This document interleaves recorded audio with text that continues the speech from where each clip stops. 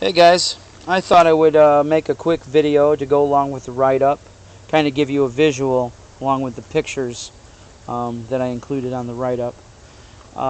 Originally this is a 2002 Mustang GT equipped with the 2-valve 4.6 liter. I swapped in the Mark 4-valve 4.6 liter. This engine's been modified, but I'm not going to go into that. This is strictly just for the write-up. To start things off, replace the water pump. Even if you get a used motor, it's a good thing, good insurance policy.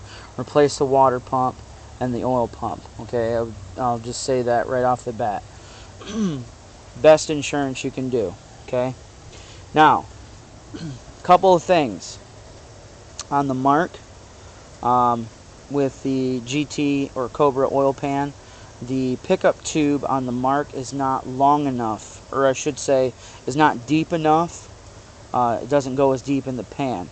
The Mark oil pickup tube will work. Just keep an eye on your oil and don't let it go low, because you can starve the oil.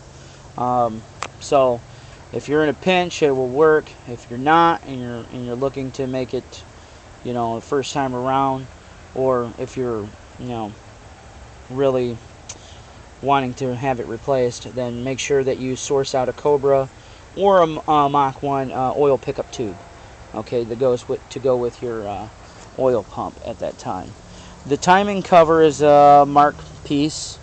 You would want to source out this bolt here. This bolt come off the 2-valve, and that will mount your AC line with no obstructions, nothing wrong. Everything fits perfectly. When you get the oil pump or the water pump, I went with a short pump. Some of the Marks, I'm not sure if they had any difference, but 4.6s, they all, there's a short and long pump. So if you go to the store and you ask for a water pump and they ask you short or long, make sure you get the short. The pulley from the 2-valve is what I used. And like I said, everything is plug and play on that. The bracket from the 2-valve is used for the power steering, bolts right up to the timing cover. I did swap the sensors out. I'm not sure about the newer, the 97, 98, but on the older motors, the sensors are the same, but they're not. The connectors are a little different, and you might have problems plugging them into your GT harness. So I just went ahead and swapped sensors out at the same time so that I wouldn't have any complications. The radiator hoses are from the Mach, lower, bypass, upper, and thermostat to oil housing. It's all from the Mach. Now down there is the thermostat housing, and that is a Mark piece. It will work. I set it up like the Cobra setup, and there's just a little bit of bend in the lower radiator hose. It's not an issue. It doesn't hinder cooling or anything like that. I've driven this thing for over 1,000 miles and have no issues as of yet. As far as like radiator is concerned, this is GT stock GT radiator cooling system. Works perfect. Works fine. We've had 90 to 100 degree days, and it is fine. It's been in 2 different cruises, stop and go traffic, never overheats, stays in the middle all the time, works fine. And besides, the Cobras, Machs, and the GTs all have the same radiator, for those that don't know. As far as the intake manifold is concerned, it's a Mark piece. You will need the Mark throttle cable, and if you want cruise control, you would also get a Mark cruise control cable. The EGR is blocked off. Basically, it's just plugged up with no vacuum. It's just there for looks. This here is a 9901 Cobra piece. The Machs will work as well, but they have that big, silly silencer off to the side. So I would just source out a Cobra. As far as wiring and hoses and things go, this here is the evap hose, and that goes under here. There's a nipple under the throttle body here. That's where that goes. Use the stock GT vacuum lines. What would normally plug in the front on the GT, I put it on the secondary port here. There's two here. One's blocked off, and then this one over here is what I ran it to. These go to the little two doodads right here, just like on the stock setup, and the other one goes to the regulator, and then we blocked off the EGR one. Now, as far as the heater core concerned, the heater hoses, I use the straight crack pipe that goes straight up and down from a Cobra, and the 98 Cobra style heater hose. Now, the stock GT would work, but the metal coupler on it for the quick disconnect hose would rub, and basically I could not get it to seat properly because on the Mark valve cover, the breather outlet's right here. Okay, so for this setup, because we were on a budget, we ran the hose that goes up under here and connects into the throttle. On a Mach, if you were to source a Mach valve cover first, it would make it a lot easier because you could probably reuse that GT water heater cover hose. Now, not because the breather outlet is right here, so you would run the hose right here to here. So that's how that is. But we were on the budget, so we made it work. Now, over here, as you can see, the wiring is stock GT harness. The only thing extended was the coilover plugs, and what I suggest doing is nipping all the connectors, like I said in the write-up, and reversing the wires in the connectors. Then what I would do is put your coils on with the connectors and run the wiring one by one. Don't try to do them all at one time. Just do one and one, and it is time taking, but do it right the first time.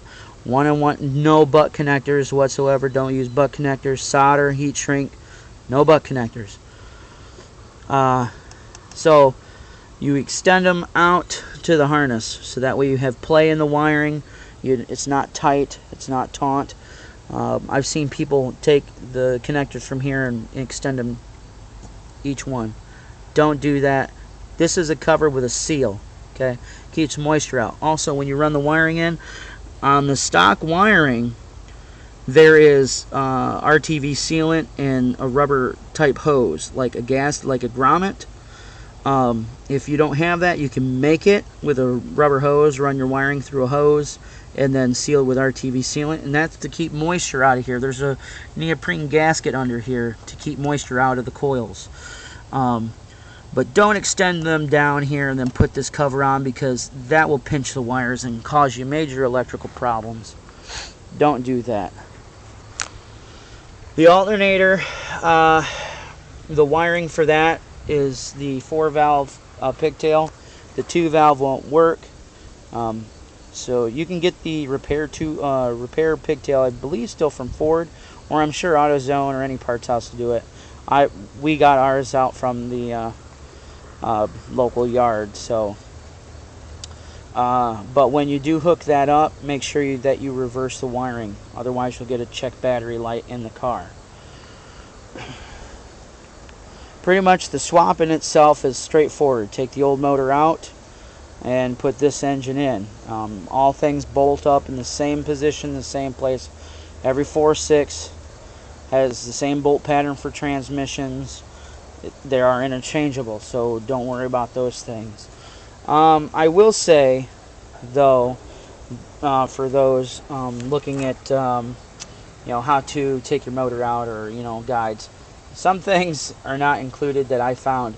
There is a ground that connects to the lower bolt on the engine mount, and that connects to the frame over here underneath. Make sure you undo that, otherwise you're going to try to take this motor out and you're going to wonder why it's being pulled back into the car, or you're lifting the car up because of that ground strap. So make sure you get that.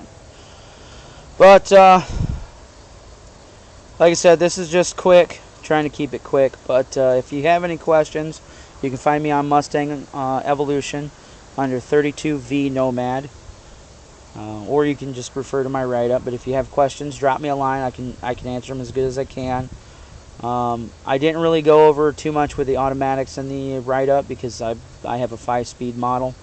But everything's similar. I mean, really, you know, cables and wiring, it's all similar.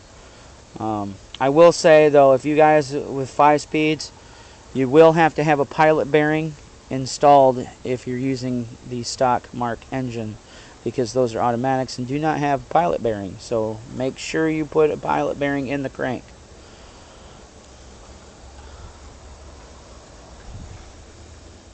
And I believe that's it. Just a reminder, you know, if you have any questions, please feel free to ask. And thank you for listening, guys. See you on the road.